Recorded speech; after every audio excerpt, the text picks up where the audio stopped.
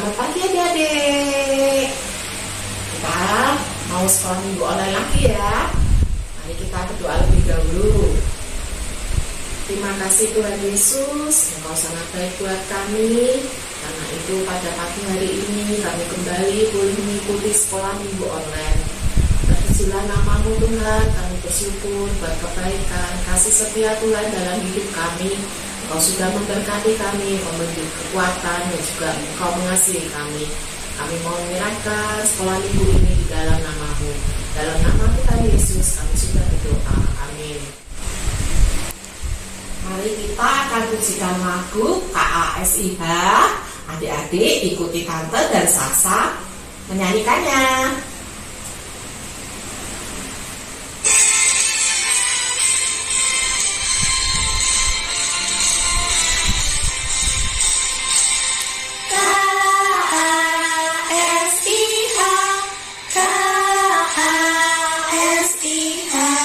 Kasih, kasih, kasih, kasih, kasih, kasih, kasih. Kasih itu sabar, tidak suka marah, sayang kepada teman, seperti kasih Yesus.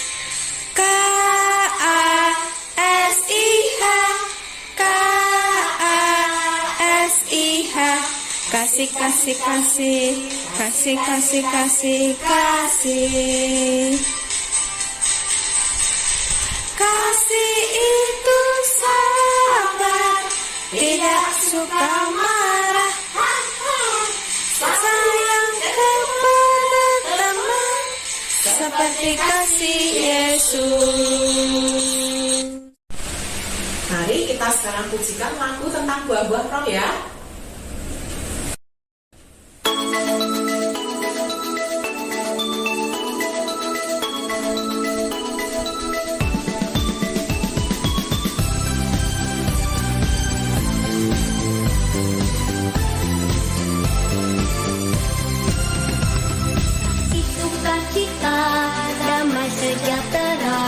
Kesabaran, kemurahan, kebaikan, kesetiaan, kelemah lembutan, penguasaan diri. Inilah buah Roh Kudus mengalir dalam hidupku. Ku mau hidup dipimpin Roh Kudus setiap hari.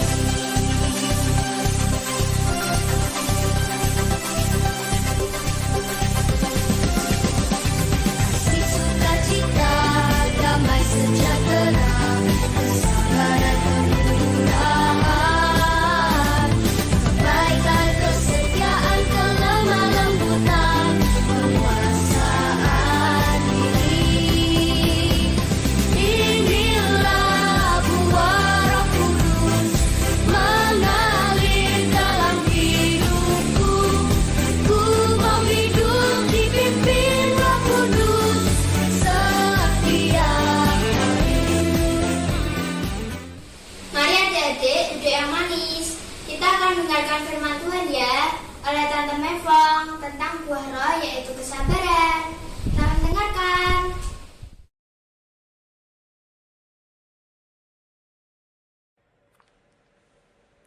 Shalom, selamat pagi adik-adik. Apa kabar? Semoga kita semua sehat dan selalu luar biasa di dalam Tuhan Yesus. Adik-adik, hari ini kita mau belajar tentang buah-buah roh. Dari kemarin kita sudah banyak belajar tentang buah-buah roh ya, melalui Tante Kesia, Tante Deborah ya. Hari ini Tante mau bahas juga tentang buah-buah roh, yaitu tentang kesabaran ya. Kesabaran. Adik-adik pernah dengar kisah apa ya? Kisah Nabi siapa ya yang sabar? Coba diingat-ingat. Tik tuk tik tuk tik tuk, siapa ya? Nabi Ayub. Nabi Ayub adalah nabi yang sabar. Sabar terhadap apa? Sabar terhadap penderitaan yang dia alami.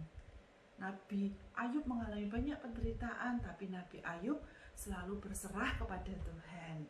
Jadi Nabi Ayub adalah nabi yang sabar. Terus siapa lagi? Nabi Nuh. Nabi Nuh, kenapa kok Nabi Nuh sabar?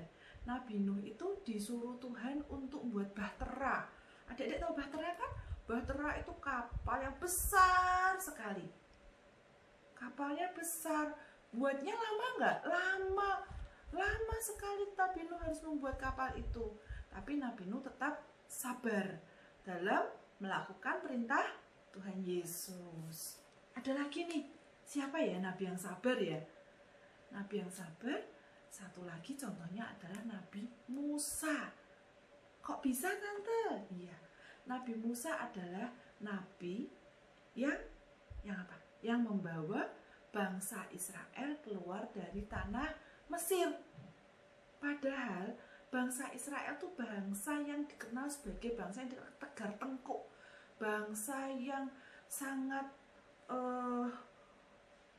apa itu adik-adik, tegar tengkuk itu berarti bangsa yang sangat susah untuk dikasih tahu ya. Kalau orang kita ngomong tuh bahasanya ngeyel ya adik-adik. Nah dia bangsa yang suka untuk diajak ngomong, sangat ngeyel ya. Tapi Nabi Musa punya satu kesabaran yang dari Tuhan untuk bisa membawa mereka keluar dari tanah Mesir. Kemudian di dalam ayat, tapi Tante saat ini tidak mau bahas tentang 3 nabi ini. Yang kita mau bahas adalah tentang Nabi siapa? Nabi yang ada di dalam Kisah Kejadian 40 ayat 1 sampai 23, yaitu tentang Nabi Yusuf ya. Adik-adik pernah ingat enggak Nabi Yusuf itu siapa? Nabi Yusuf adalah salah satu anak dari Bapak Yakub, anak yang sangat dikasihi oleh Bapak Yakub. Karena dia dikasihi oleh bapaknya, kakak-kakaknya yang lain sangat iri hati. Kemudian karena keiri hatian kakak-kakaknya itu, Yusuf dijual kepada orang, dijual dia ke Mesir. Kemudian setelah dijual di sana, Yusuf dibeli oleh Potifar, seorang panglima dari negeri Mesir. Nah, di sana kemudian Yusuf mengalami fitnah ya dari istrinya Potifar, sehingga akhirnya Yusuf dipenjara. Ya, sampai akhirnya Yusuf dipenjara, kemudian Yusuf bisa keluar lagi dari penjara, dan akhirnya dia menjadi orang yang dipercaya oleh Raja Firaun waktu itu untuk menjadi penguasa di tanah Mesir. Hingga suatu hari pada saat kelaparan yang hebat, Nabi Yusuf didatangi oleh saudara-saudara yang dulu pernah membuang dia, menjual dia, ya kan? Setelah itu apa yang dilakukan oleh Yusuf? Yusuf tetap mengasihi saudara-saudaranya, dia tetap mengasihi, dia tidak marah, dia tidak jengkel, dia tidak dendam ya, dia tetap sabar terhadap saudara-saudaranya, sehingga bahkan akhirnya dia pun juga menolong keluarganya. Ya, dari pelajaran Bapak Yusuf ini, Bapak Yusuf ini, apa yang kita boleh petik? Yang kita petik adalah bahwa Bapak Yusuf ini mempunyai kesabaran yang sangat luar biasa. Sangat luar biasa. Dia tidak mudah marah, ya toh? Tidak mudah marah. Dia sangat bisa mengontrol emosinya ya. Kemudian dia juga tidak marah, dia selalu juga tahu bahwa semua itu adalah karena kehendak dari Tuhan. Sehingga Bapak Yusuf menerima semua perlakuan saudara-saudaranya dengan kesabaran ya. Di dalam kehidupan sehari-hari, adik-adik kita juga harus sabar ya. Karena Tuhan mengajarkan kepada kita kesabaran melalui banyak nabi-nabinya yang tadi kita sudah bahas ya. Tapi kesabaran itu contohnya apa atau dalam kehidupan kita sehari-hari? Di dalam kehidupan kita sehari-hari, kesabaran yang paling sering adalah saat apa? Saat kita mau sesuatu, kita menginginkan sesuatu, tapi mama papa nggak mau beliin, mama papa nggak mau ngasih. Suka jengkel nggak adik-adik? Jengkel ya? Jengkel.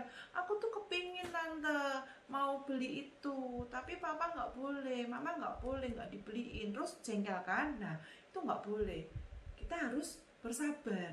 Kenapa nggak boleh? Karena mungkin bisa jadi ya papa mama nggak punya uang, atau mungkin menurut papa mama punya uang, tapi menurut papa mama hal itu nggak penting buat adik-adik, nggak penting, nggak harus dibeli sekarang, itu bukan sesuatu yang urgent harus dibeli, bukan. Kemudian bisa jadi karena apa, mama papa punya sesuatu yang lebih bagus dari yang adik-adik inginkan ya. Jadi adik-adik harus belajar untuk menjadi anak yang sabar, bukan hanya anak yang suka marah-marah, kalau nggak dipenuhin marah, kalau nggak maunya begini tapi nggak terjadi seperti itu marah. Itu bukan anak yang sabar, bukan sifat yang Tuhan Yesus mau ada dalam kehidupan kita.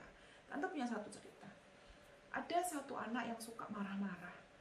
Dia bilang, papa aku capek, setiap hari aku harus bantu mama, setiap hari aku harus belajar, setiap hari aku harus ini, harus itu, harus apa, segala macam. Dia merasa tidak suka hati.